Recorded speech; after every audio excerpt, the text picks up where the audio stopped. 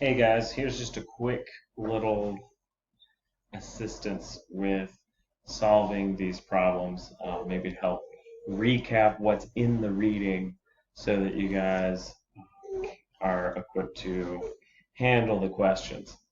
Um, the important thing that you have to keep in mind with two-dimensional motion is that just like with our forces, while we can say that um, each dimension is independent, we can do the same thing with our motion.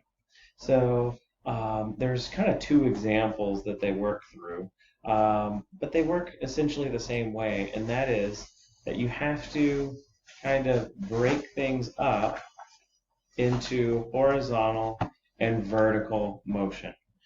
Once you have everything broken up into vertical and horizontal motion, then you solve just like you would with any one-dimensional situation.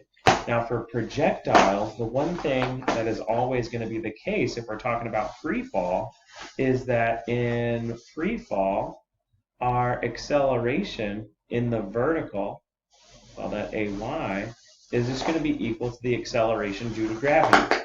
Meanwhile, since gravity only acts in a vertical direction, and in this kind of example, we're looking at a coordinate system that has vertical up and down, horizontal right and left, we also know that in the horizontal, we will not have any acceleration.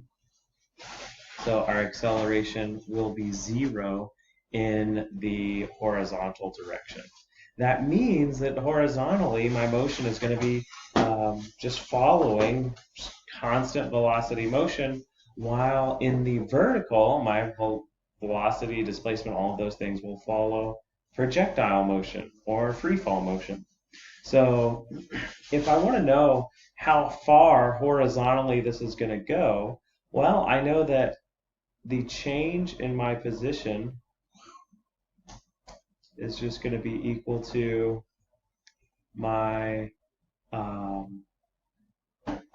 horizontal velocity times time. And then in the vertical direction, since in this dropped example or horizontally launched example is moving only horizontally before, in these examples, my initial velocity in the horizontal is zero. So I can basically just say change in my vertical position is equal to 1/2 ay t squared. The one thing that will definitely be the same for both, since we're talking about the motion, is that the time term on the right is going to match the time term on the left for any interval that we're looking at. Okay, so once we break it down, just keep in mind we can follow these things just like any motion in one dimension. This curved path is really just a result of the observing both of those motions happen at the same time. Now, if we're not talking about something that's dropped and we're looking at something that's launched at an angle, we are still able to break things up in the vertical and the horizontal and solve for that motion.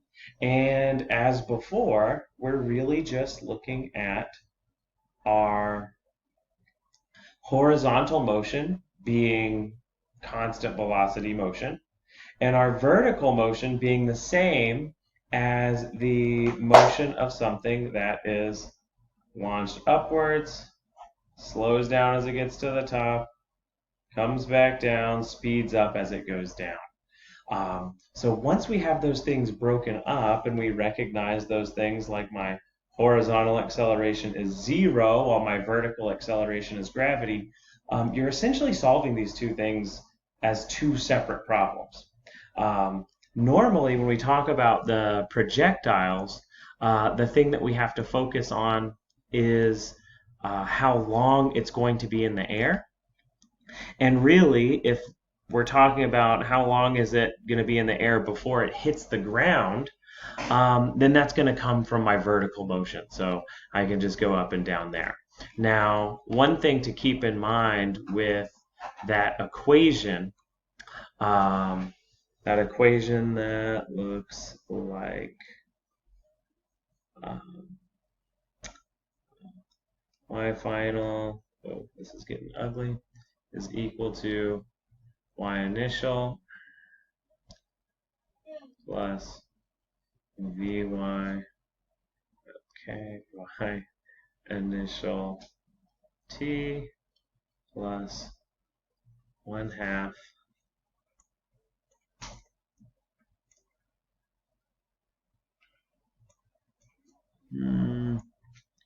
ay t squared. Is that if I've got a squared, an unraised exponent, and just a numerical term together, we can solve that using the quadratic equation.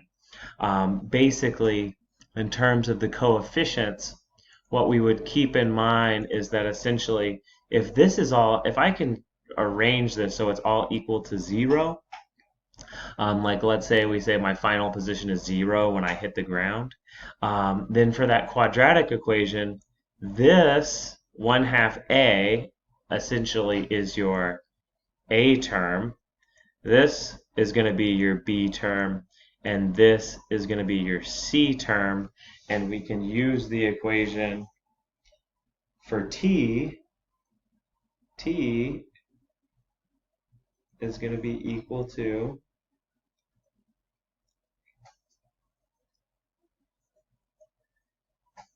negative b plus or minus, this is not working that well, plus or minus 1 b squared minus 4ac all over 2a.